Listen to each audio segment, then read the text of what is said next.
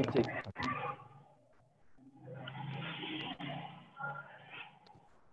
Mana Kak Aidil? Aman Kak Aidil? Aman, aman, aman, aman, aman. Mamat aman ya Mat ya? Aman. Oke, boleh langsung dimulai aja ya. Ya. Oke guys, assalamualaikum warahmatullahi wabarakatuh. Bagi teman-teman semua yang, sebelumnya bagi teman-teman semua yang masih dinyalain mikrofonnya bisa dimatiin dulu ya, biar tidak mengganggu acara. Oke. Jadi pada sore hari ini, sebelumnya gue akan perkenalkan diri gue dulu. Nama gue Muhammad, gue dari Forum OSIS DKI Jakarta. Pada hari ini, gue menjadi moderator webinar Remote Leadership Session yang pertama bersama Kak Aidil Panara dengan tema manajemen waktu di era New Normal pada hari ini. Nah, yang pertama kita akan ada acara pembukaan dulu. Yang kedua nanti akan ada materi dari Kak Aidil Panarang. Lalu yang ketiga akan ada Q&A bersama Kak Aidil. Yang keempat nanti akan ada apa ya? Kita akan membuat giveaway yang akan diberitahukan caranya gimana kalau kalian mau ikutan dan mau menangin hadiah menarik dari Forum OSIS DKI Jakarta. Makanya kalian harus tonton sampai habis ya guys, jangan lupa. Oke. Sebelumnya acara hari ini tuh diramaikan ada 63 orang ya. 63 orang, ada yang dari, tadi ramai banget nih, ada yang dari Jogja, dari Karawang, dari Bali, ada 2 orang, dari Jaksel, Jakbar, Depok, Ciputat, Majalengka, Tangerang, Purwokerto. Ramai banget hari ini. Keren banget guys, kalian guys. Mantap. Oke, hari ini kita akan langsung aja, Kak Aidil. Ya. Aman ya Kak Aidil ya?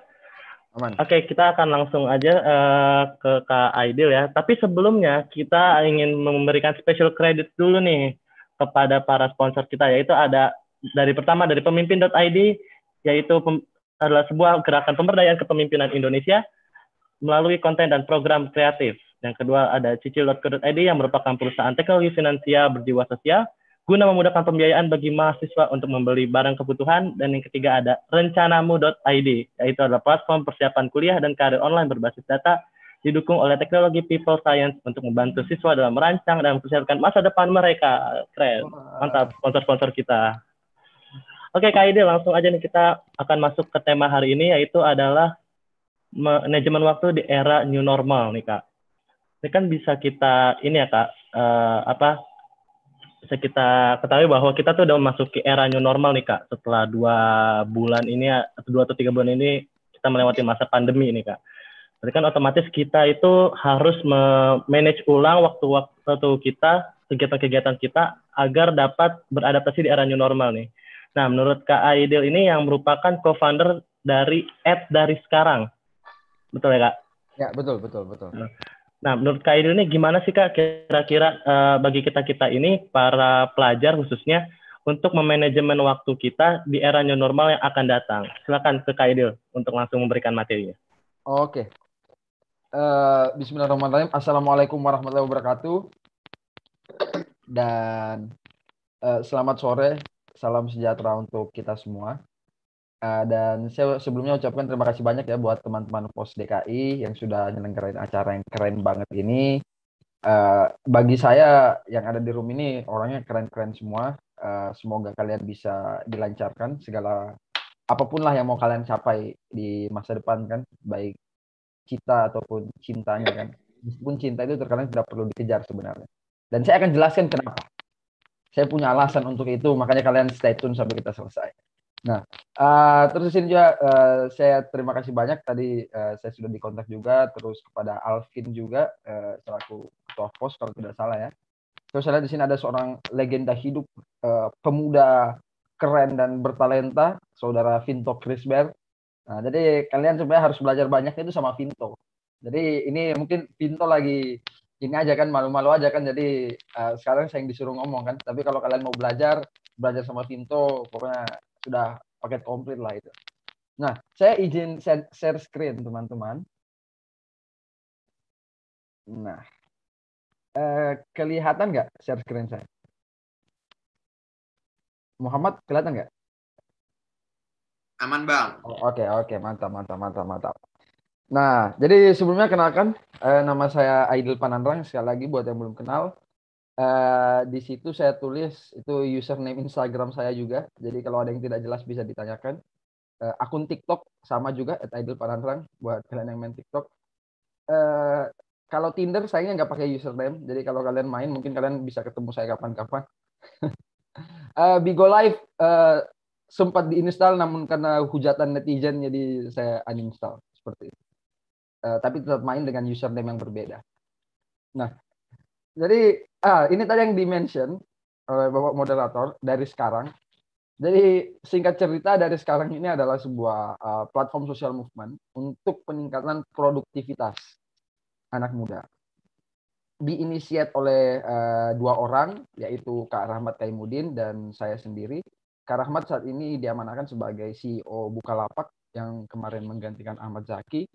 Jadi kita inisiat ini sekitar dari 2 tahun kemarin, dan untuk teman-teman yang mau tahu, mau lihat lebih lanjut, bisa dibuka di IG-nya, tulisannya persis kayak ini, dari sekarang. Oke, kata pepatah tak kenal maka kata sayang. Jadi kita sedikit berkenalan, saya Aidil Panandrang, saat ini kuliah di UI, saya nulis buku puisi, saya sempat menjadi delegates at Oxford International Model United Nation dan Cambridge University Model United Nation di tahun 2018. Saya juga sempat ikut sebagai finalis UCA 2 Indosiar, tapi alhamdulillah tereliminasi paling pertama ya, jadi tidak terkenal seperti itu. Kemudian saat ini juga diamanahkan sebagai Wasekjen PBHMI. Buat kalian karena di Sentra Pelajar, HMI itu adalah Himpunan Mahasiswa Islam, sebuah organisasi mahasiswa yang mungkin bisa kalian pertimbangkan nanti saat kalian jadi mahasiswa. Saya juga running sebuah company namanya PT Janur Orta Mandiri. Kita bergerak di bidang IT and consulting, dan juga menginisiasi beberapa social movement seperti itu. Nah, jadi seperti itu kurang lebih introduksi singkat dari saya. Nah, kita mulai dengan time management. Jadi prinsip dasarnya yang teman-teman perlu kita ketahui sama-sama, kita itu nggak bisa mengatur segala sesuatu yang nggak bisa kita ukur. Sekali lagi, kita nggak akan bisa mengatur segala sesuatu yang nggak bisa kita ukur. Gitu. Contoh paling sederhana, misalnya yang terlihat apa? Duit. Pernah nggak sih teman-teman kayak punya duit gitu kan? Anggaplah 100.000 gitu, atau berapa, 200.000, atau 1 juta gitu kan? Tahu-tahu habis aja, gitu kan? Nggak ada tuyul, nggak ada apa, nggak ada yang nyuri atau apa, kayaknya habis aja gitu. Perasaan kemarin masih banyak. Nah, ilusi seperti ini tercipta karena kita tidak bisa mengukur dengan baik berapa pemasukan kita, berapa uang kita pegang, dan berapa pengeluaran yang kita lakukan. Parahnya lagi, hal yang sama berlaku untuk harta kita yang paling tidak ternilai harganya, yaitu waktu. Pernah nggak sih teman-teman benar-benar mengukur dalam satu hari, misalnya teman-teman bangun jam 5, terus tidur jam 10 malam, dari jam 5 sampai jam 10, kemana saja waktu-waktu teman itu yang terpakai? Apakah semua sudah terpakai dengan baik, ataukah tidak? Atau bahkan ya pertanyaan sederhananya, dia kemana aja waktu-waktu tersebut? Nah, jadi kan semua orang itu suka bilang, Bang, gimana sih cara time management, Bang? Bagaimana sih cara mengatur waktu? Kalian tidak usah terlalu pusing dulu bagaimana ngatur waktu kalau kalian belum bisa menyingkirkan hal-hal yang tidak perlu dilakukan. Ya bayangin aja kayak misalnya ini saya punya segelas kopi misalnya kan. Ini adalah waktu kalian satu hari gitu. Nah, gimana caranya kalian mau masukin hal-hal yang bersifat produktif ini ke dalam gelas ini selama hal-hal yang nggak perlu itu masih memenuhi gelas ini? Ngerti nggak? Nggak mungkin. Kalau misalnya keseharian kalian masih terisi oleh hal-hal yang tidak penting, yang nggak perlu, gimana caranya kalian mau masukin hal-hal yang bersifat produktif? Jadi hal yang paling pertama kalian harus lakukan adalah menyingkirkan dulu hal-hal yang memang sebenarnya nggak perlu. Asik. Udah bisa jadi anak senja. Nah, makanya sekarang kita akan coba bedah atau kita bahas secara singkat. Apa sih sebenarnya hal-hal yang nggak perlu, yang mungkin teman-teman pasti udah tahu. Teman-teman udah tahu, saya hanya ingatin aja yang sebenarnya biasa mengkonsumsi waktu kita gitu. Nah, misal beberapa hal yang biasa mengkonsumsi waktu berlebihan, drama Korea, atau Netflix and chill, asik. Ya kan? Itu yang Netflix and chill itu kasihan banget ya. Itu kalian kebayang nggak sih jadi film Netflix yang ditonton pas kalian Netflix and chill gitu kan? Pura-pura nonton padahal filmnya nggak diperhatiin gitu kan? Nah, jadi inti yang saya maksud adalah selama waktu kalian dari kalian bangun sampai tidur masih kebanyakan terpakai untuk nonton film-film yang tidak perlu. Bukannya tidak boleh ya. Saya nonton film juga. Saya nonton Money Heist juga. Saya nonton Messiah itu keren banget. Saya juga nonton House of Cards. Kalau kalian punya rekomendasi series kalian silahkan tulis di kolom komentar yang perlu saya nonton. Tapi dalam artian jangan kalian konsumsi atau gunakan waktu kalian dari pagi sampai malam hanya untuk melakukan itu terus gitu. Perlu dilimitasi. Misalnya satu hari maksimal 2 jam. Atau ya 3 jam oke lah. Tapi that's all gitu. Selebihnya tidak boleh. Kalian harus membangun dan menciptakan komitmen seperti itu. Contoh lain yang biasa membuang waktu kalian berlebihan, ngegame, PUBG, Free Fire, Mobile Legend dan lain-lain atau apapun itu, bukannya lagi sekali lagi saya bilang bukannya nggak boleh, tapi kalau berlebihan ya nggak baik juga. Dalam artian gini. Kalian, saya yakin, mungkin di sini kan teman-teman dari FOS misalnya sama, terkadang ada sebuah ilusi kita berpikiran bahwa gue kan masih muda ini, ngapain serius-serius amat. Tapi pegang kata-kata saya, waktu itu cepat banget berlalu. Teman-teman ingat gak sih waktu teman-teman lulus SD gitu? Coba dibayangin, teman-teman lulus SD kelas 6 terus lulus gitu. Itu kayak nggak berasa kan, kayak baru minggu lalu kan?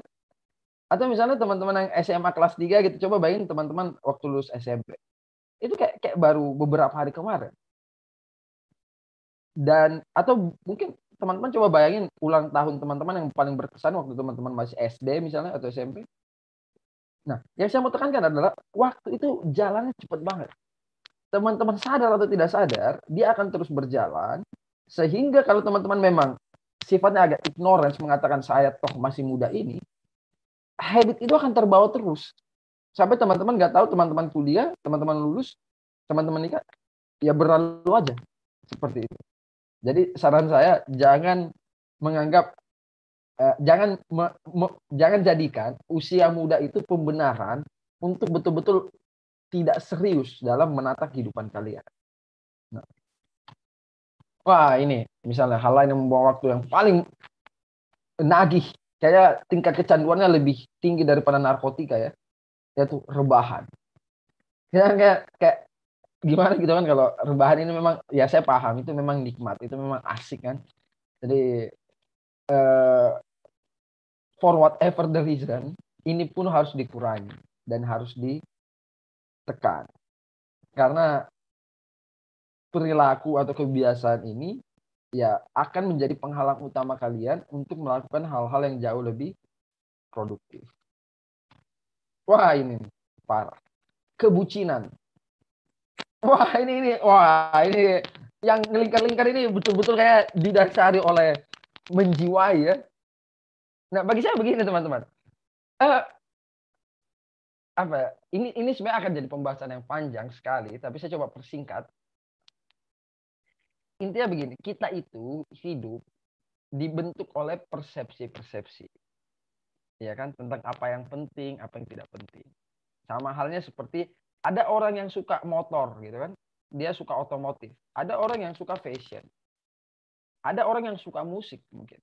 Orang yang suka musik, di mata orang yang tidak suka musik, nggak masuk akal. Ngapain sih lu terlalu mencintai musik atau menyayangi musik? Tapi dia menghabiskan banyak waktunya untuk mendalami ilmu musiknya tersebut. Nah, begitupun untuk hal-hal yang lain. Nah, sama halnya bagi saya tentang kebucinan ini. Singkat cerita saya percaya bahwa kenapa orang bisa diperbudak cinta? Karena pada akhirnya dia menemukan orang lain terlebih dahulu sebelum dia menemukan dirinya sendiri. Jadi prinsip saya yang paling sederhana tentang kebahagiaan adalah kebahagiaan itu lahir dari dalam diri. Kalian harus bisa bahagia dengan diri kalian sendiri. Tidak perlu sumber kebahagiaan dari orang lain. Kalaupun ada sumber kebahagiaan dari orang lain, itu hanya memperkuat konsepsi kebahagiaan kalian. Tapi kalau kalian tidak menemukan kebahagiaan dalam diri kalian sendiri dan kalian menggantungkan kebahagiaan itu sama orang lain, ketika orang tersebut pergi, maka kalian akan menjadi desperate. Saya rasa tidak perlu saya ceritakan, mungkin teman-teman kalian atau kalian sendiri yang merasa frustasi, hancur, yang menjadi tidak produktif, tidak bisa ngatur waktu, cuman karena hidup kalian bangun tidur sampai tutup mata itu yang kalian pikirkan adalah crush kalian, adalah gebetan kalian. Saya titik di situ. Penjelasannya bisa lebih banyak. Kalau kalian interest, kita akan buka kelas kurang lebih minggu depan di klub anti bucin. Ini ada IG-nya. Saya serius ini nggak bercanda ini. Kalian buka IG-nya @klub anti bucin. Kalian pokoknya kalau follow akun itu mengikuti dengan setia, kalian akan terdetox oleh dependensi kalian bahwa kalian harus mencari cinta sejati. Tapi itu nanti akan saya bahas di klub anti bucin. Saya tidak akan bahas di sini lebih lanjut.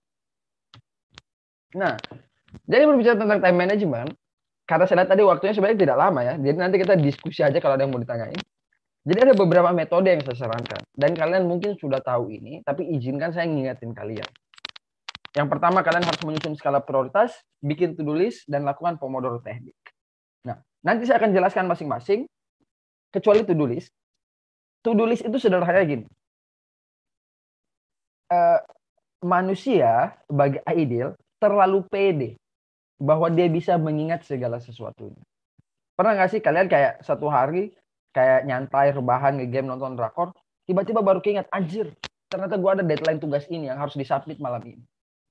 Dan tiba-tiba kalian setelah menjalani satu hari yang kayaknya nggak ada kegiatan apa-apa, kalian baru kepikiran pas malam, anjir ternyata gue harusnya ngelakuin A, B, C. Nah, jadi yang saya mau tekankan adalah, jangan terlalu percaya diri sama ingatan kalian sendiri. Bagaimana caranya biar kalian tidak luput dari ingatan kalian sendiri? Bikin yang namanya to-do list.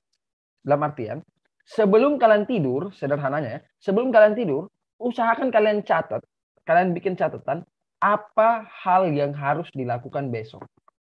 Kalian bisa pakai misalnya semacam sticky notes, kalian bisa bikin notes di HP, kalian bisa tulis di papan kalian kalau kalian punya papan di kamar.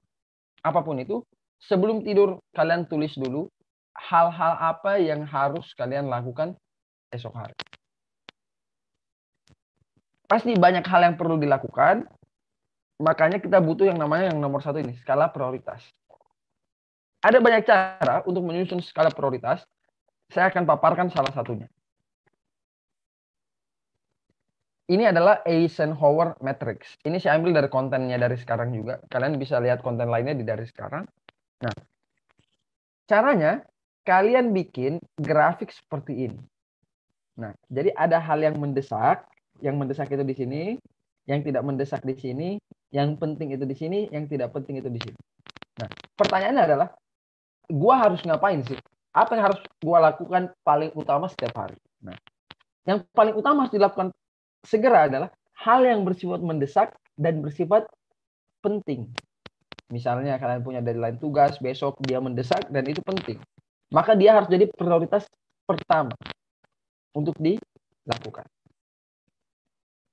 Setelah semua task ini selesai di hari itu, let's say, kalian mulai kerjakan yang nomor 2.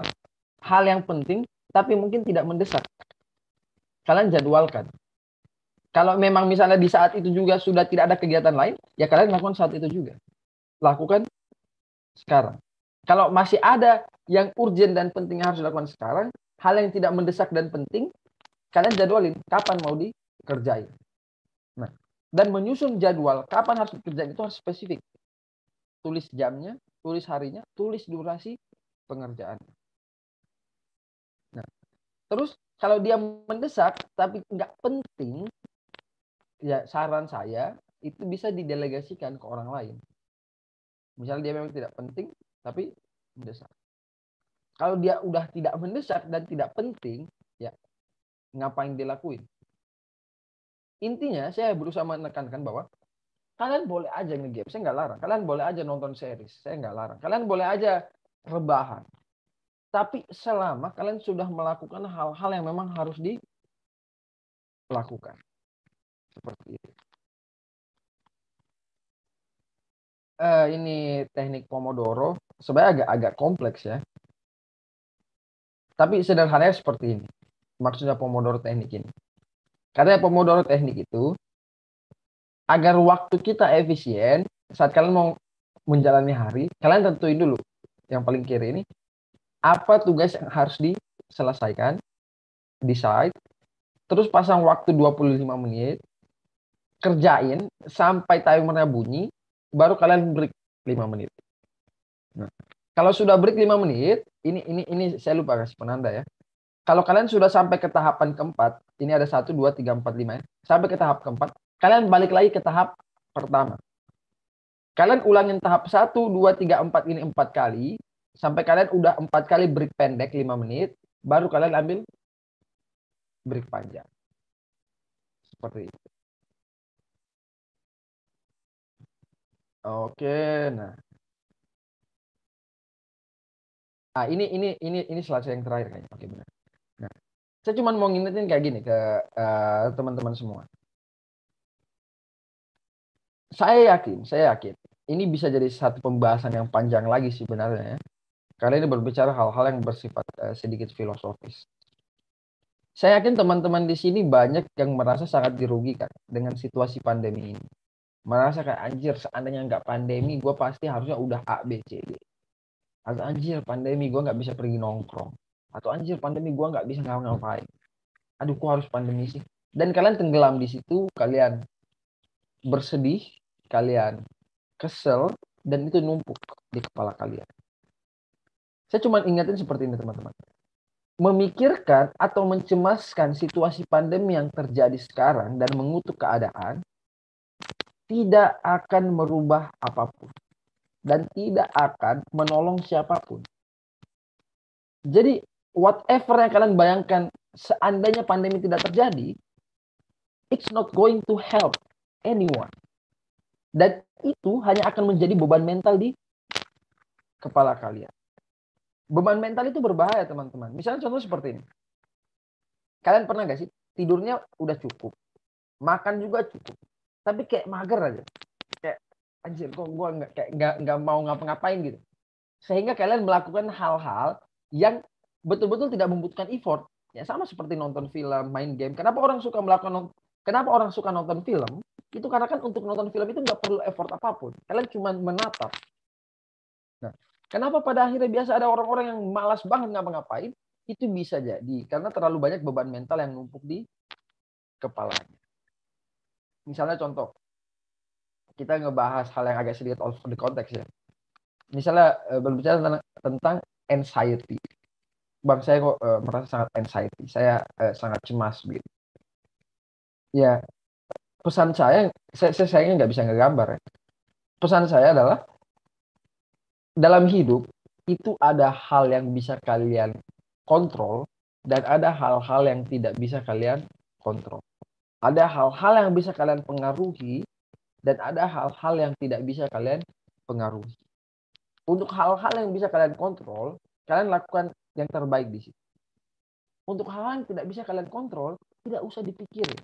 Tidak usah dipusingin. Karena dengan musingin itu tidak akan membantu apapun. Misal, contoh.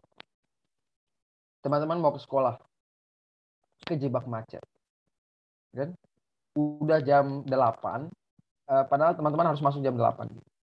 Dan teman-teman stuck di traffic. Untuk berpikir, aduh anjir gimana nih gue telat atau lain sebagainya, itu tidak akan merubah keadaan, itu tidak akan membuat macetnya lebih cepat, atau tidak akan membuat teman-teman sampai di sekolah lebih cepat.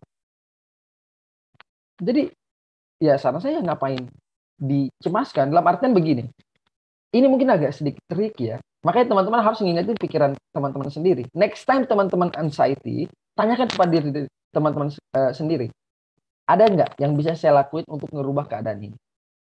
Kalau jawabannya nggak ada, memikirkannya tidak akan membantu apapun. Terutama dengan pengalaman yang sudah lewat juga. Teman-teman bikin presentasi di kelas, teman-teman hang, blank, teman-teman malu. Terus kan kita biasa kayak nginget-nginget lagi kan. Ya saya cuma ngingetin bahwa merasa tertekan atau depres karena hal yang sudah berlalu juga tidak akan menolong apapun. Gitu.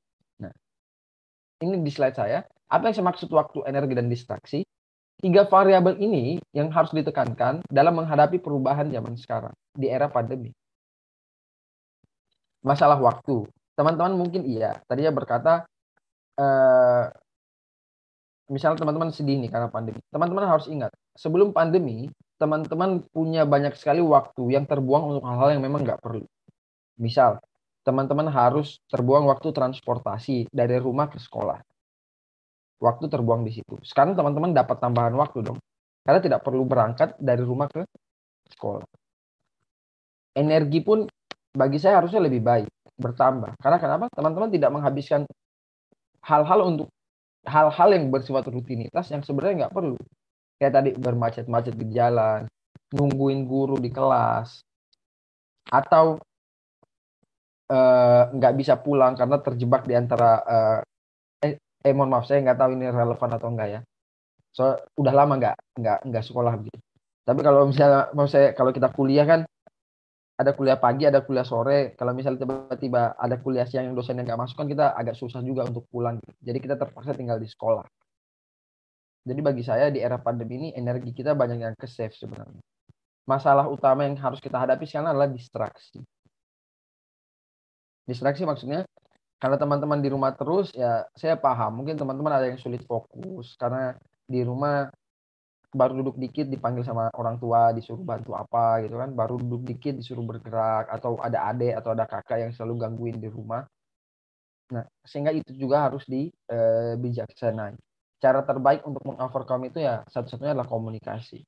Tetapkan jadwal yang rutin di rumah, misalnya belajar dari jam berapa sampai jam berapa, dan bilangin ke orang rumah. Mah, saya dari jam 8 sampai jam 12, pokoknya lagi belajar. Lagi fokus belajar. Tolong kalau dari jam-jam segini jangan diganggu dulu. Atau bilangin ke kakak kalian. Atau bilangin ke adik kalian. Dan bagi saya sebuah pengingat di depan kamar, misalnya ada yang digantung, don't disturb lagi belajar atau apapun, itu juga bisa menolong. Jadi kalian bikin space kalian sendiri untuk betul-betul fokus dan konsentrasi. Tapi kalian harus komit juga. Jangan sampai kalian bilang belajar dari jam 8 sampai jam 12, tapi kalian pada akhirnya ngelakuin hal-hal yang lain. Kayak gitu. Nah, saya rasa itu aja. Karena tadi waktu saya dikabarin sama panitia kan waktunya kurang lebih 50 menit kalau nggak salah ya. Jadi saya nge-spare, saya baru presentasi tepat 30 menit kurang lebih dan sisanya kita bisa pakai untuk diskusi masalah time management, kebucinan atau apapun itu. Sekian dari saya, terima kasih. Lebih dan kurangnya mohon dimaafkan. Wassalamualaikum warahmatullahi wabarakatuh.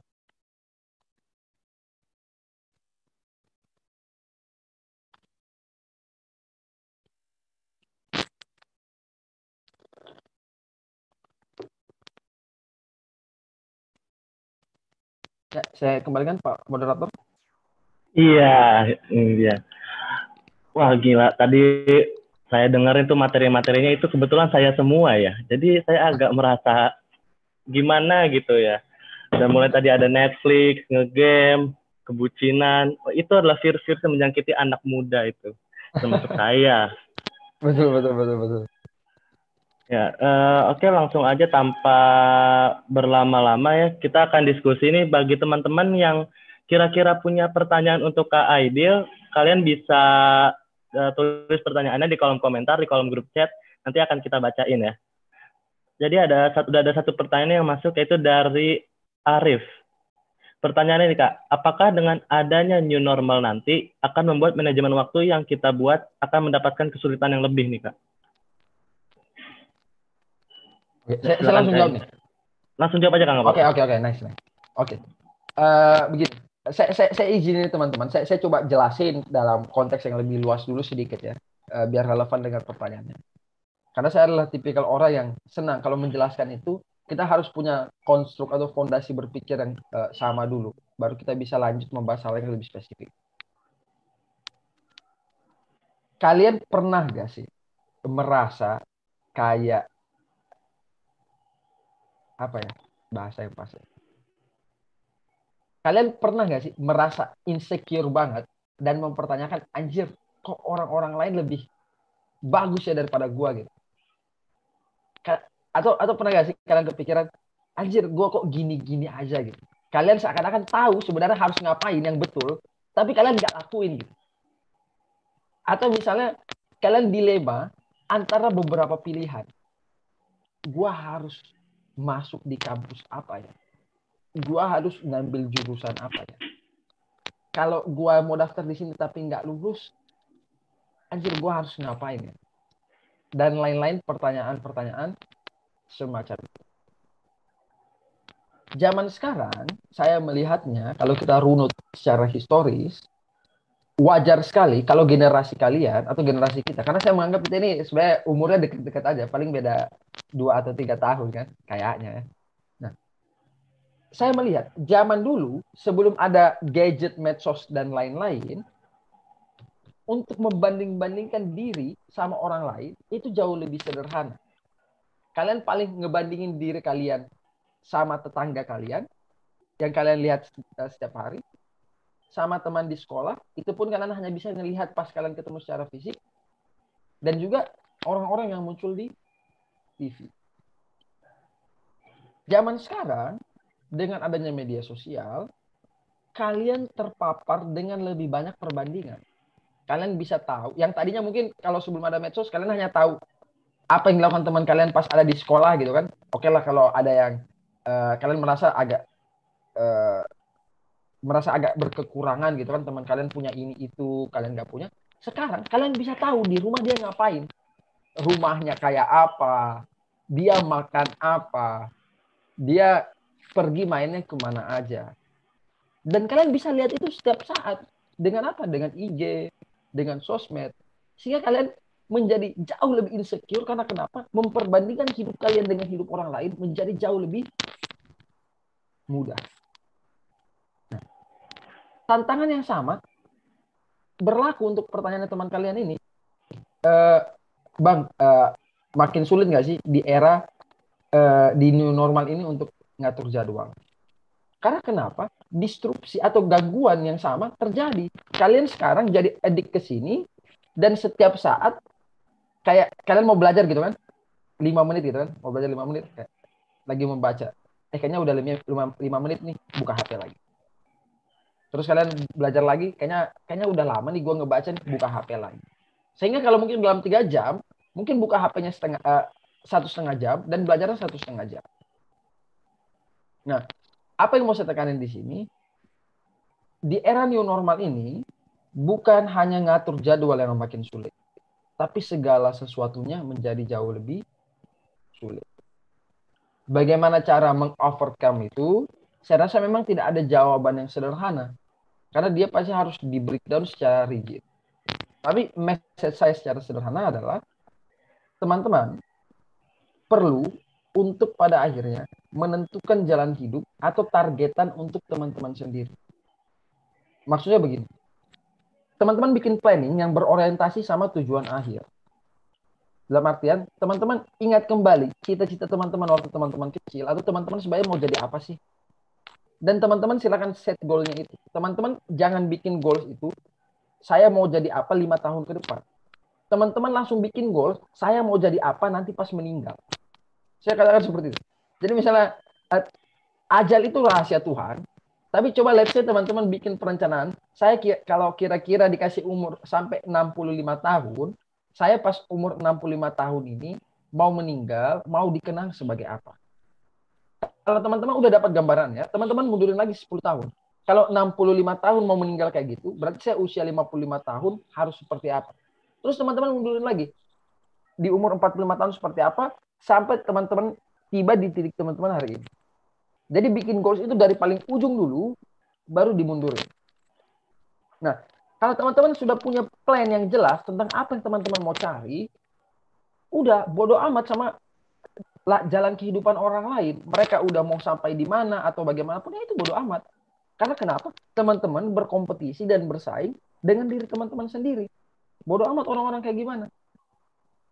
Karena zaman sekarang ya, bagi saya, kalau mau berbicara tentang membanding-bandingin, tidak akan pernah ada habis.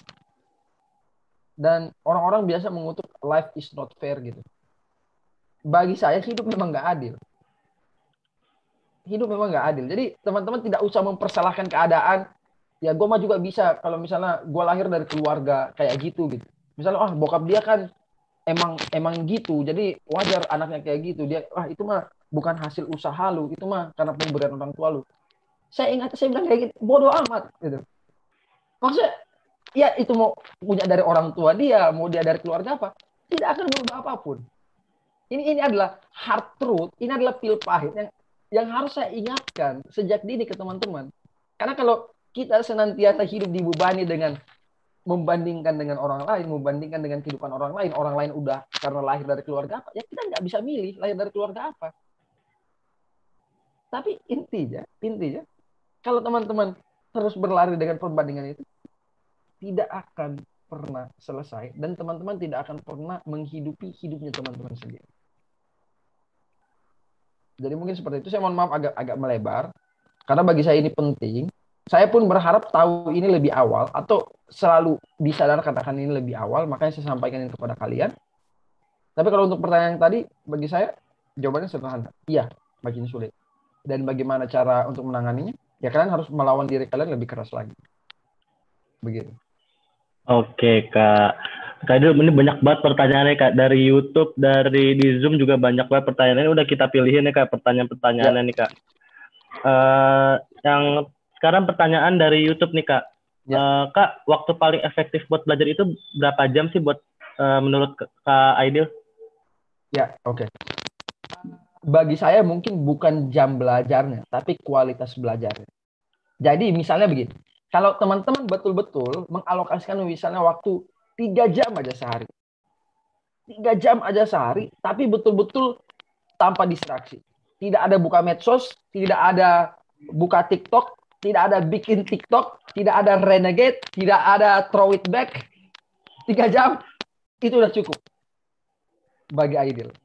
Tapi teman-teman mau belajar 5, misalnya, wah gue belajar dari jam 1 sampai jam 6 sore. Dan itu di pause atau banyak kegiatan yang lebih nggak penting di tengahnya, bagi Aidil tidak akan membantu. Jadi jawaban Aidil singkatnya 2 jam cukup atau 3 jam juga bisa, selama itu tanpa distraksi. Begitu. Itu, Kak. Ya benar tuh. Jangan dia distract, guys, kalau belajar, guys. Apalagi kayak Kak Aidil tadi buka Bigo Live, guys. Jangan lama-lama buka Bigo Live ya, guys. Betul. Aduh. Tapi Kak, ada lagi nih, Kak, pertanyaan ini. Kak, contoh hal mendesak tapi nggak penting itu yang seperti apa? Mendesak tapi nggak penting ya. Mendesak tapi nggak penting. Misalnya gini nih. Kayak kalian nih datang. Dil, tolongin dong itu cuciin motor gitu. Sekarang, soalnya saya mau keluar. Itu mendesak kan? Karena dia mau keluar sekarang. Atau dia bilang, Dil, nanti siang gue mau keluar nih, tolong cuciin mobil. Atau tolong cuciin motor. Itu mendesak. Tapi apakah itu penting kan? Enggak gitu. Jadi kalau ada yang mendesak tapi nggak penting, ya bagusnya didelegasiin. Atau misalnya contoh lain, mendesak tapi nggak penting. Kalian lagi di rumah, lagi belajar gitu kan. Tiba-tiba ada yang nelfon. Bro, tolongin gua ini dong. Ini gini. Mendesak, misalnya dia bilang, iya nih gua butuh malam ini. Tapi sebenarnya nggak penting. Ya, bukannya kita nggak mau bantu ya. Tapi selama masih ada hal yang mendesak dan urgent dan penting, kalian harus selesaiin itu dulu. Kalau memang kalian kosong, ya bantuin aja. Gitu. Jangan jahat-jahat banget juga. Nah, begitu. Oke, Kak. Sekarang kita ke pertanyaan dari grup chat lagi nih, Kak. Ini ada pertanyaan nih, Kak. Ya. Kak, halo Kak, dari Faiz Fawas. Halo ya. Kak, dari tadi kan pertanyaannya tentang bagaimana mengatur waktu untuk bekerja dan semacamnya kan. Tapi bagaimana cara mengatur waktu istirahat, libur, have fun, dan semacamnya agar lebih bermakna dan bisa menjadi mood booster agar kita bisa produktif dan semangat untuk besok atau di kegiatan selanjutnya. Terima kasih, Kak. Nah, itu Kak, gimana tuh? Oke. Bagi saya kayak gini, teman-teman. Dari saya SMP dulu ya. Saya kebetulan anak bungsu. Saya 5 bersaudara dan laki-laki semua, dan saya yang paling kecil. 4 kakak saya sudah menikah, semua anaknya laki-laki lagi. Dan oleh kakak saya yang keempat, saya selalu dibilangin kayak gini. Intinya dalam hidup itu ada 5 hal yang harus kita seimbangkan, yang harus kita kasih proporsi waktu. Yang kayak tadi teman-teman bilang kan. Yang pertama ibadah. Ini harus dapat porsi waktunya. Dan saya rasa agama apapun yang teman-teman peluk tidak begitu banyak mengkonsumsi waktu kita. Bagi saya ya. Contoh misalnya buat teman-teman yang muslim, sholat subuh, duhur, asar, maghrib, isya, masing-masing let's say 10 menit, overall 50 menit, atau kita bulatin sama doanya lain-lain, sejam. Satu hari alokasi untuk ibadah kan sejam tuh kan, udah selesai. Nah, apalagi alokasi waktu yang lain. Misalnya belajar. Misalnya teman-teman sehari alokasiin 2 jam. 2 jam belajar, oke. Apalagi? Misalnya satu hari untuk entertain, hiburan. Misalnya teman-teman nonton film atau apa, misalnya let's say 2 jam. Gitu. Nah, misalnya 2 jam hiburan, 2 jam belajar, 1 jam ibadah, itu berapa? Baru 5 jam. Baru 5 jam. Sedangkan teman-teman punya waktu dari jam 5, Pak. Anggaplah jam 6. Teman-teman tidur jam 10, berarti berapa? Anggaplah 24 jam. Anggaplah berarti di luar tidur, teman-teman punya waktu 18 jam sehari. 18 jam sehari. Nah, dengan hitungan sederhana tadi, kalau teman-teman benar padatin, teman-teman dikurang 5 jam ini, teman-teman masih punya sebenarnya 12 jam kosong. Nah, saya curiga, coba teman-teman hitung nanti, dalam 18 jam waktu teman-teman sehari-hari, porsi waktu apa yang paling banyak terbuang dan untuk apa? Jadi saya ulangi, teman-teman besok, misalnya contoh, coba teman-teman hitung dari jam bangun sampai jam tidur, waktu teman-teman kebuang ke mana aja. Jadi bagi saya, kalau pertanyaan tadi bagaimana biar balance, ya alokasikan untuk semua hal setiap hari dengan waktu yang pas. Jangan sampai ada bagian yang terlalu berlebihan untuk satu hal, terutama ketika itu dibuang-buang. Nah, makanya saran saya, teman-teman juga harus ada yang namanya bagi saya passion yang konstruktif gitu. Hobi yang konstruktif. Hobi yang bisa membangun. Dan itu juga perlu di maintenance setiap hari. Misalnya teman-teman suka nulis, suka bermusik, suka menyanyi, suka gibah, enggak ya, jangan gibah. Suka apapun itu dikasih alokasi waktu yang pas juga setiap hari. Teman-teman bikin konten TikTok, ya alokasiin aja juga waktunya. Satu hari saya bikin konten maksimal 30 menit gitu. Wah, bikin konten TikTok 30 menit itu udah bisa jadi berapa konten ya? Udah banyak. Jadi begitu moderator. Bagi saya dibagi aja dengan pas.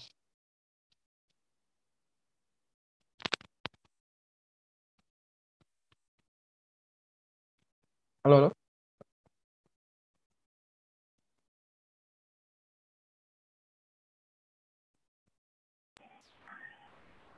Iya, tadi jawabannya cukup jelas ya untuk siapa tadi? Untuk Faiz ya.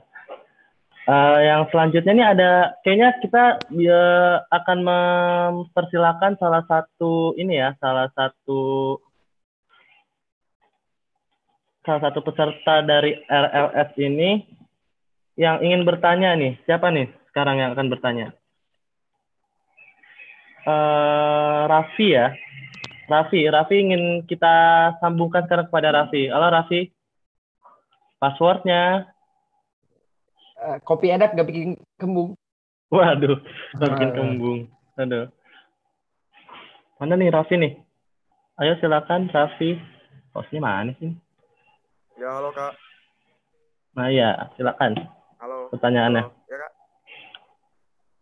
Saya pengen ini dong Kak, nanya ya. Ya. Gimana sih kalau di waktu pandemik ini, kita kan tuh hampir setiap hari ngelakuin kegiatan itu-itu aja ya. Nah, menurut Kakak, apa sih biar kita tuh di pandemik ini, biar ada kegiatan lain yang lebih positif dan bagaimana kita mengaturnya gitu?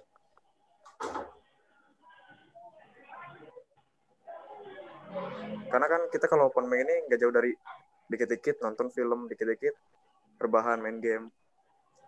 Kalau dari Kakak ada nggak sih apa kegiatan lain yang lebih positif gitu biar kita dilakuin di pandemik ini? Oke, terima kasih. Itu aja pertanyaannya Raffi ya? Iya, ya Kak. Oke, silakan Kak Idil untuk langsung menjawabnya. Ya, baik. Terima kasih banyak. Nah, jadi sebenarnya saya izin mengelaborasi lagi dengan ada statement saya yang tadi, bahwa kalau berbicara tentang di era pandemi, apa sih yang harus kita lakukan agar lebih produktif, biar kita tidak rebahan terus dan lain.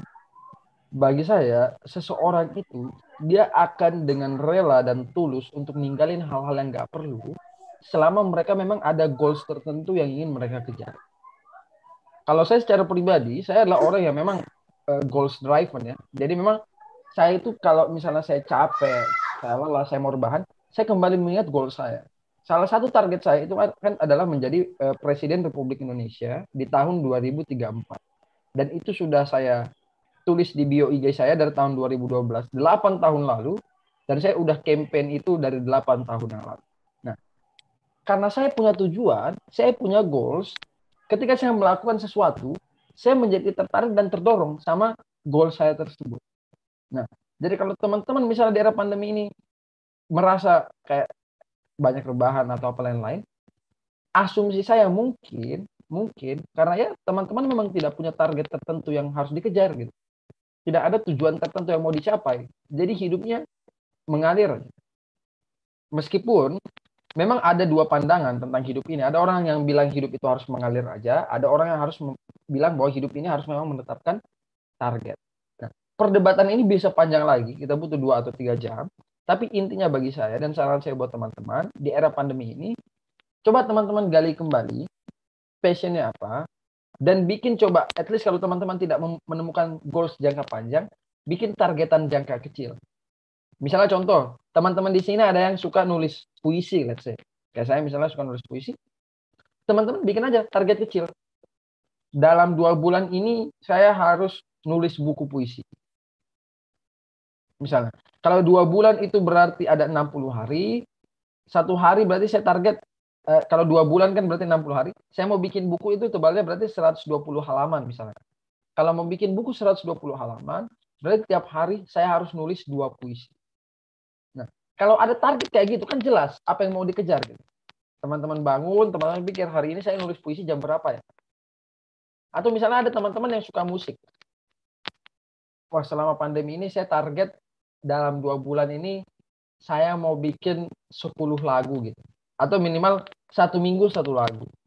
Nah, sehingga teman-teman bangun tidur, teman-teman ingat ada target yang harus dikejar. Sehingga teman-teman termotivasi.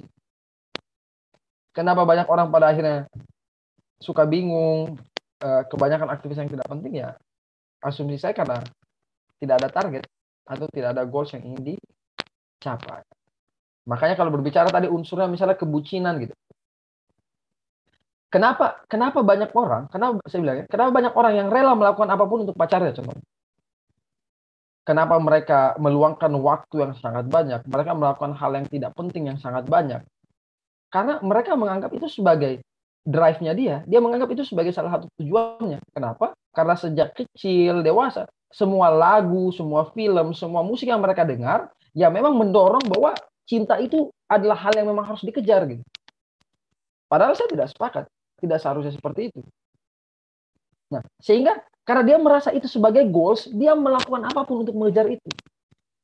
Nah, coba bayangkan kalau seandainya ini bisa di-replace, teman-teman mengejar sebuah target, misalnya saya menargetkan dalam 2 tahun saya ingin ajak orang tua saya buat umroh gitu. Atau misalnya dalam 5 tahun lah, saya menargetkan saya harus bisa ngajak orang tua saya umroh. Nah, sehingga untuk mencapai itu dalam 5 tahun, teman-teman dalam tiap tahun harus ngelakuin apa aja. Nah, kalau ada target seperti itu, teman-teman akan lebih terdorong. Jadi, analogi saya sederhana, kalian atau kita tuh kayak mobil. Mobil ini mau dibawa kemana, mau dikendaraan kemana, ya kita nggak tahu. Selama tidak ada bahan bakarnya. Dan bahan bakar yang tepat itu adalah motivasinya atau goals-nya. Jadi, agak sulit menjawab apa yang harus dilakukan, apa yang harus teman-teman hindari. Kalau teman-teman sendiri belum menemukan, sebenarnya teman-teman itu mau kemana. Seperti itu. Mic-nya masih mati, Mas.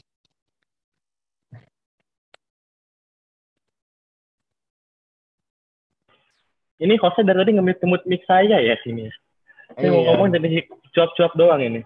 Oke, ini yang terakhir kita juga punya satu penanya terakhir nih. Maaf ya guys untuk kalian yang belum sempat nanya karena keterbatasan waktu, jadi kita nggak bisa baca satu persatu pertanyaannya. Tapi tadi udah keren semua kok pertanyaan kalian.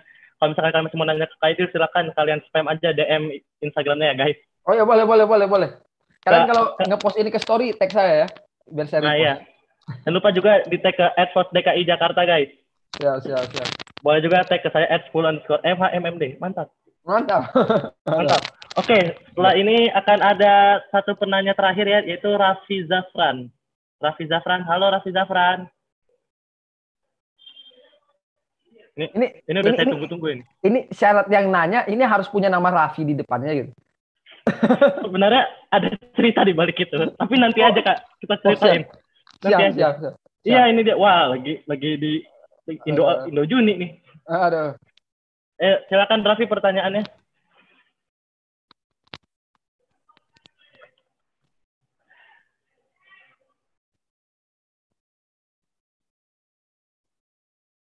Mic-nya mati kayak. Mic-nya hidup, tapi kayaknya nggak connect ke audio kamu mungkin.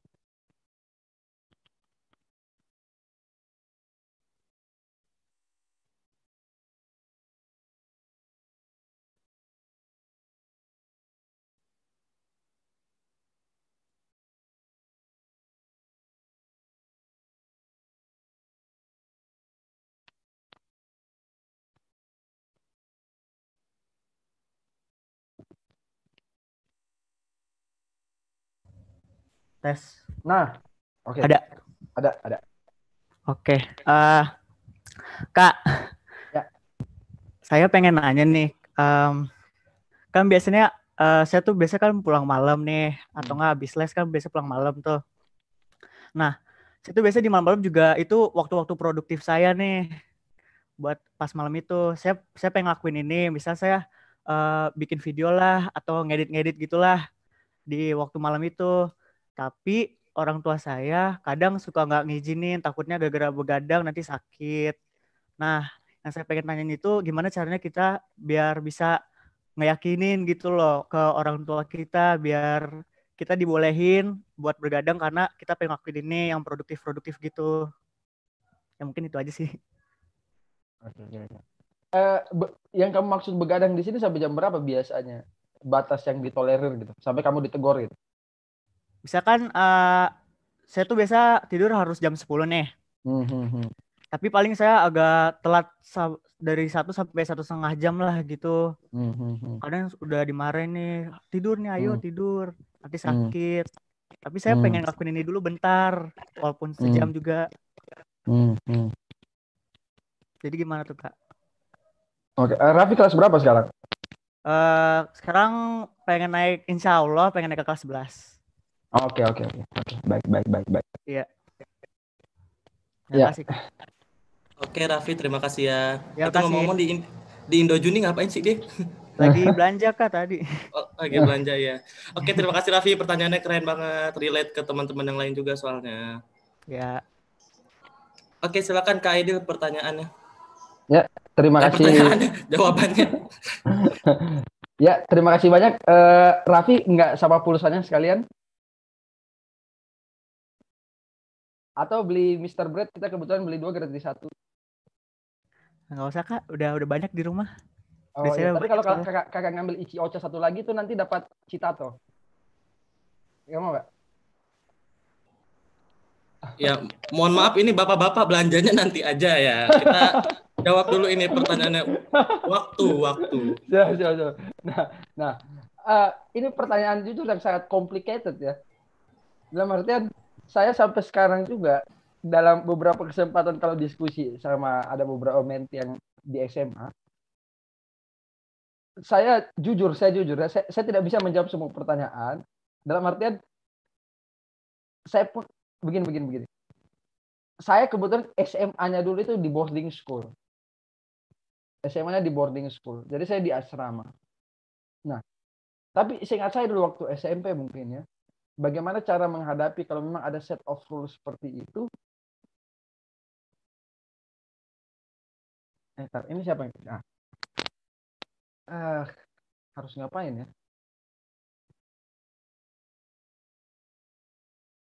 Saya cerita pengalaman pribadi saja, tapi saya tidak menyarankan ini untuk dicontoh oleh teman-teman.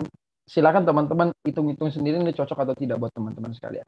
Nah, saya selalu percaya bahwa orang tua itu kan selalu mau yang terbaik buat anaknya menurut mereka, meskipun mungkin menurut kita tidak seperti itu. Nah, waktu saya kuliah misalnya, saya pernah jadi seorang ketua BEM dan saya tidak pernah disupport oleh orang tua saya untuk ikut kontestasi jadi ketua BEM. Atau misalnya waktu SMA, saya pernah jadi delegasi Olimpiade Sains Nasional atau OSN. Saya dulu ikut OSN Kebumian. Dan orang tua saya tidak pernah support. Kenapa saya pilih Kebumian gitu? Kenapa saya pilih Geosains? Kenapa saya nggak pilih OSN Fisika, Kimia, dan lain-lain? Yang suka saya lakukan adalah saya mencari titik temu atau titik kesepakatan di mana saya rasa itu adalah goals yang diinginkan oleh orang tua saya. Contoh misalnya, ketika saya mau ikut OSN, saya tunjukkan result dari hasil kerja saya yang sedikit, saya tunjukin hasilnya, kemudian baru saya yakinin. Jadi kalau misalnya teman-teman punya sesuatu yang ingin dilakukan, tapi mendapatkan penentangan dari orang tua, kalau memang teman-teman rasa itu baik dan ada hasil baiknya, coba teman-teman tunjukin hasil baiknya ke orang tua kalian. Karena kalau tanpa bukti ya saya rasa akan berat juga. Saya yakin begini, bukan orang tua kalian curiga atau saya curiga ya, tapi di mana-mana kalau kita ngomong doang ke orang tua, ya saya pun misalnya atau teman-teman misalnya posisikan diri dari orang tua bilang, mas saya ngelakuin ini, hasilnya ini. Akan agak sulit, mohon maaf saya katakan, untuk mereka percaya kalau tidak melihat result apapun. Sehingga maksud saya tidak bisa misalnya membedah satu persatu seperti apa case-nya, tapi untuk apapun yang teman-teman lakukan, coba tunjukkan result ke orang tua kalian. Kalau itu bisnis yang menghasilkan, coba teman-teman tunjukkan hasilnya. Kalau teman-teman itu merasa itulah konten yang menghasilkan, teman-teman tunjukkan hasilnya. Atau bahkan elaborate itu dengan aktivitas orang tua kalian. Misalnya contoh begini, saya kan senang bikin konten. Saya dulu suka bikin musik juga di Fruity Loop. Dan saya selalu ditentang, kata orang tua, ngapain kamu gini gitu. Dan pada akhirnya saya nawarin ke orang tua saya, sini mama saya buatin video gitu. Mama mau nggak bikin ucapan di grup WA keluarga gitu? Atau mama kan punya grup arisan, mau nggak tiba-tiba ada foto mama bagus gitu, ucapan selamat lebaran atau apa gitu? Atau mama mau nggak bikin video ucapan ada ulang tahun tante siapa gitu yang keren gitu? Nah, itu kalian tawarkan, kalian jadiin produknya. Begitu mereka senang dengan produk yang teman-teman hasilkan, rasionalisasi itu jadi lebih mudah. Kalau mereka sudah terlibat dari bagian itu. Contoh ya, ini saya jujur, ini case pribadi ya. Dulu sampai sekarang, ayah saya itu hobi banget nyanyi di Small gitu. Bahkan pokoknya setiap dia bikin lagu baru, dia pasti share di Small gitu. Cover lagu apa gitu kan. Nah, dulu misalnya saya suka ngelakuin kerja-kerja edit, dia tuh kayak ngapain sih? Gitu. Kayak, emang itu ngasilin nggak sih? Atau gini-gini lain sebagainya. Suatu ketika saya tawarin, Pak coba di sini saya bikinin minus one-nya. Minus one itu kayak suara karaoke lagu tertentu gitu, yang belum ada di Small gitu. Pas ini saya bantuin bikin songbook. Foto profil di Small Bapak itu kayaknya B aja. Gimana kalau saya bikinin, saya desainin. Nah, pas saya udah bikinin, saya kasih hasil, saya bilang, nah itu yang biasa saya kerjain. Itu yang biasa kalau dibilang kenapa di depan laptop terus misalnya atau dan lain-lain, ya saya libatkan mereka jadi bagian dari hasil. Jadi mungkin kalau saya simpulkan, saya nggak tahu ini relatable atau enggak, menjawab atau tidak, tapi sedikit saran dari saya, kalau teman-teman merasa melakukan sesuatu yang produktif, coba tunjukkan hasilnya ke orang tua kalian. Dan kalau perlu, libatkan mereka dalam prosesnya. Sama kan kayak teori marketing atau bisnis gitu. Kenapa sih biasa orang-orang ngasih tester gratis di etalase gitu? Kenapa biasa kalau kalian pernah nyoba, kalian jalan di Lotte Mart misalnya ada yang jualan brownies gitu kan, itu udah dipotong-potong disuruh nyoba dulu kan? Karena sebelum pada akhirnya dia percaya akan keenakan brownies itu, dikasih tester dulu. Sama seperti orang tua. Mereka mungkin tidak percaya dan tidak suportif tentang apa yang kalian lakukan. Tapi ketika mereka merasakan sedikit dari apa yang teman-teman kerjakan, change untuk mereka lebih yakin, lebih bisa. Mungkin kayak gitu. Pak Moderator dan Raffi. Totalnya 79.000, mau dibayar pakai cash atau debit? Waduh. Sekalian isi pulsanya, Kakak. Ah iya boleh. Oke, ini Kak, kita ada satu pertanyaan terakhir nih dari YouTube. Nah, itu dari dari siapa? Banyak banget nih. Dari siapa pada nungguin ya? Oke, yang terakhir adalah dari Ferry Muslim. Kak, bagaimana cara manajemen waktu di saat new normal pada saat di rumah agar waktu kita produktif? Ini kayaknya udah kita jawab deh. Berarti dia tidak berarti dia tidak menyimak ini dari tadi. Enggak. Bukan maksudnya gini, itu pertanyaan yang bagus, tapi mungkin kita asumsinya mungkin tadi nge-lag atau gimana. Baiknya mungkin ada pertanyaan lain nggak? Oke ya, kita ganti aja pertanyaannya ya.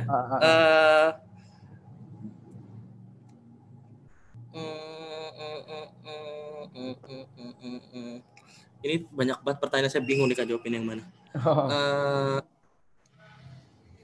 Oke nih Kak, ini yang terakhir nih Kak. Kan ada pertanyaan. Kak, seumpamanya kita lagi ada rapat OSIS nih Kak, yang terbilang rapat penting dari sekolah gitu. Nah, padahal besoknya kita ada ulangan. Lalu bagaimana cara mengatur waktunya agar tidak banyak yang terbuang? Oke. Nah, terima kasih banyak teman-teman sekalian. Ini pertanyaan yang bagus banget ya, dan ini kayaknya cocok untuk mengakhiri kalau memang tadi kata moderator di pertanyaan yang terakhir. Sekarang begitu. Tadi kan saya bahas tentang Eisenhower Matrix. Tapi Eisenhower Matrix ini memang kan sangat rigid, padat maksudnya, dan berlaku untuk aktivitas teman-teman yang sudah teman-teman ketahui. Nah, misal malam ini adalah rapat OSIS yang penting, dan besok misalnya ada ulangan. Nah, bagi saya, ini kita tidak bisa menyanggah terlalu eksplisit ya, dalam artian saya yakin ulangan itu pasti teman-teman sudah tahu jauh-jauh hari. Tidak kecuali kuis mendadak ya. Nah, inilah pentingnya bagi saya untuk teman-teman memang hobi untuk meluangkan waktu belajar berapa jam itu pun setiap hari. Melakukan proses mencicil pembelajaran. Sehingga proses pembelajaran teman-teman itu tidak dependen sama H-1 kegiatan ulangan tersebut. Nah, sehingga ya wajar kalau teman-teman misalnya besok ulangan teman-teman belum belajar sama sekali dan ada rapat OSIS malamnya, ya teman-teman otomatis bagi saya itu pilihan teman-teman. Teman-teman mau memprioritaskan yang mana. Tapi bagi saya kalau teman-teman belum belajar sama sekali, yang pasti juga mayoritas orang belum belajar sama sekali, ya pasti teman-teman akan susah untuk menghadiri rapat. Dan saran saya buat teman-teman semua yang ada di sini, biasakan kalau bikin rapat itu berdasarkan konsensus yang memang tidak dekat dengan jadwal-jadwal ujian atau ulangan tertentu. Atau mungkin di akhir pekan. Karena bagi saya itu masih bisa diatur. Dan prinsip sederhananya, semua orang itu punya waktu 24 jam. Jadi kalau teman-teman merasa tidak cukup waktu belajar atau waktu organisasi, ya semua orang juga punya 24 jam. Ini bukan tentang kekurangan waktu, tapi ini tentang kekurangan prioritas saja. Mungkin begitu.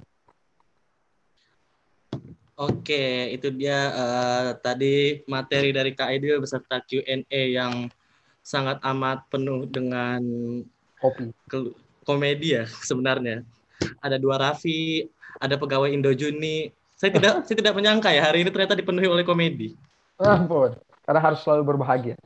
Betul sekali Kak. Oleh karena itu mungkin sebelum kita selesai Kak Aidil ada pesan singkat untuk para peserta sebelum kita akhiri sesi webinar pada hari ini. Ya, jadi sebelumnya saya apresiasi dan ucapkan terima kasih banyak buat teman-teman yang sudah hadir dan sudah mengundang saya untuk berpartisipasi di sini. Intinya begini teman-teman, proses belajar itu bukanlah proses yang singkat bagi saya. Misalnya nih hari ini saya bilang tentang time management. Mungkin ada yang nangkap konsepnya, ada yang nggak nangkap mungkin karena saya ngomongnya kecepatan. Ya teman-teman juga jangan expect bisa belajar atau menguasai satu konsep dalam waktu 1 jam. Jadi mungkin apa yang saya ucapkan di sini bisa jadi pemantik saja. Ya silahkan teman-teman googling, teman-teman cari sendiri. Dan feel free to ask kalau ada yang mau berkomunikasi, kita bisa follow-followan di Instagram. Dan kalau ada teman-teman yang belum terjawab pertanyaannya, bisa di DM ke saya. Dan semoga kita bisa ketemu lagi. Dan saya dengan tulus mendoakan semoga semua orang yang ada di sini bisa mencapai cita-citanya, bisa mencapai targetnya, dan tidak mengalami kendala atau kesulitan apapun. Yakinkan dengan iman, usahakan dengan ilmu, sampaikan dengan amal, beriman, berilmu, beramal. Wabillahi taufiq wal hidayah. Wassalamualaikum warahmatullahi wabarakatuh. Waalaikumsalam warahmatullahi wabarakatuh. Terima kasih Kak Aidil untuk sesi diskusi hari ini.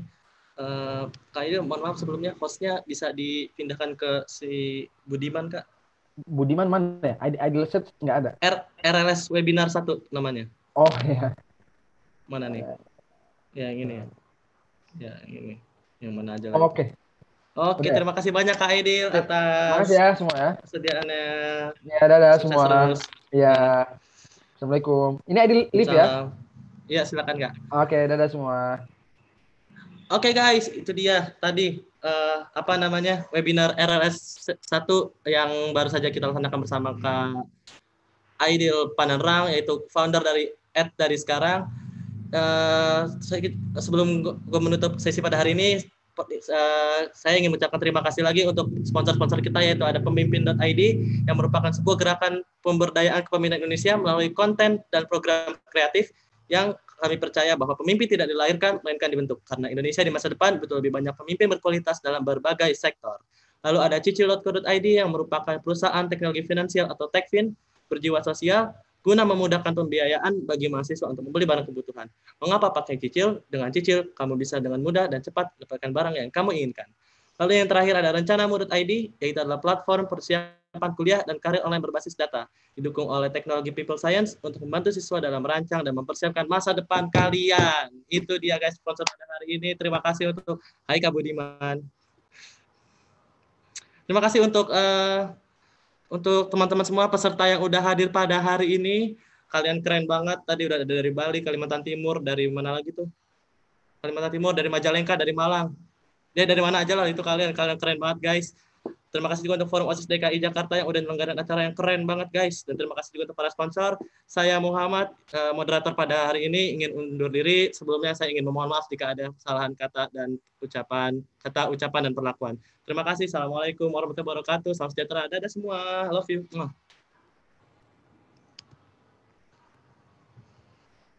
Nggak ada yang bohong, orang belum selesai. Ya orang tadi belum, kan tadi di awal kan udah dijanjiin kan kalau gue akan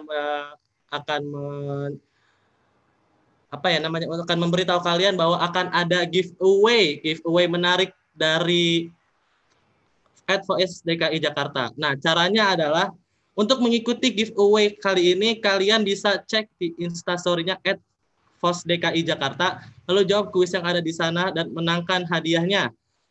Nah, caranya adalah kalian tuh bisa ya ikutin aja lah ya teknis sana, ada kuis-kuis, kalian jawab, nanti kalau kalian bener kalau kalian beruntung, kalian akan mendapatkan hadiah menarik dari FOS DKI Jakarta. Oke, ini beneran, ini yang terakhir. Nggak akan ada prank lagi, ini yang terakhir. Semangat semuanya untuk yang di rumah aja, tetap jaga kesehatan, tetap patuhi protokol kesehatan. Semangat juga untuk adik-adikku yang lagi PAT, lagi UAS, apalah itu namanya ya, yang lagi ujian. Semangat semua belajarnya. Selamat sore dan assalamualaikum. Bye bye semua.